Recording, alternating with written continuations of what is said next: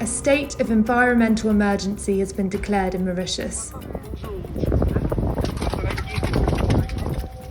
On July 25th, a Japanese tanker crashed just off the African island and has since leaked an estimated 1,000 tonnes of oil into the Indian Ocean.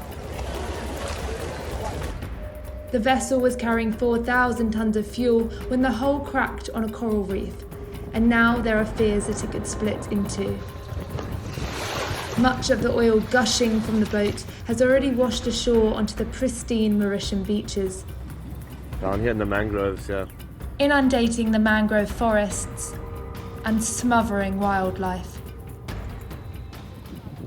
But what about the long-term impacts for this coastal nation?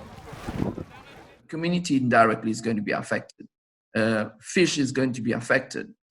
People won't be able to use the sea as they usually use it before. Jean is a communications manager at the Mauritius Wildlife Foundation. They've been working to restore the island's coastal forests since 1985. Their efforts have been instrumental in conserving endangered species in Mauritius. We've been reintroducing quite a lot of endemic species like the olive white-eye, the pink pigeon, and the Mauritius foddy. So all those species are presently threatened by that oil spill. In particular danger is Endangered, an important conservation area just 2 kilometres away from the crash site. The fumes may affect the birds and all the animals which are on the island, and the work that we've been doing for the last 35 years can be shed off like that. Since the start of this catastrophe, the organisation has rushed to remove rare plants and endangered birds and reptiles from the area.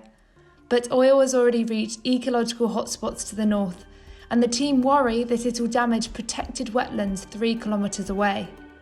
We don't know the impact on the corals, for example. Blue Bay Marine Park has got a lot of very beautiful corals. We suppose that all those things could die eventually because of that. And the impact would be definitely very more long-term because fish rely on corals. As you know, if there's no coral, there's no small fish, and if there's no small fish, there's no big fish. And if there's no big fish, but we cannot get anything to eat. So this is something that we need to think about also. Thousands of volunteers from across the island are rushing down to reduce the damage caused by the tanker. The whole island has been taken by a shock with this spillage. The whole island, and people for all sectors. All these people now are getting organized to do that. Yes, the civil society has taken over the state in this endeavor to try to mitigate the spillage.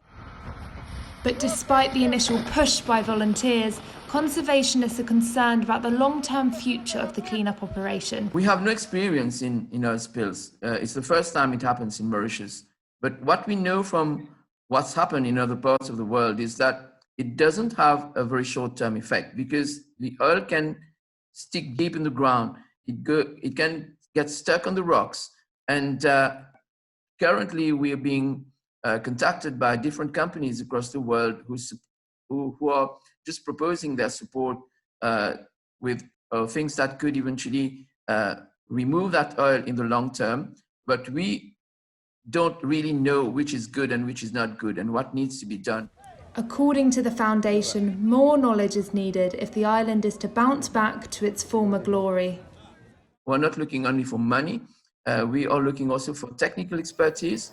So if there are people who can support technically, who can give the advice, who can suggest things, or even can answer questions that we have, we'd be happy to have that kind of information from people around the world. This disaster, in a nation dependent on its shores, is far from over.